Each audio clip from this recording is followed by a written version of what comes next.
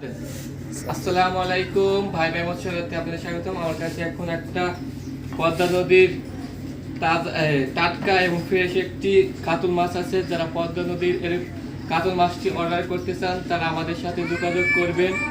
স্ক্রিনে দেওয়া নাম্বারে কল করে আপনারা মাছ অর্ডার করতে পারেন, অথবা আমাদের সরাসরি মৎস্যতে এসে মাছ অর্ডার করতে পারেন।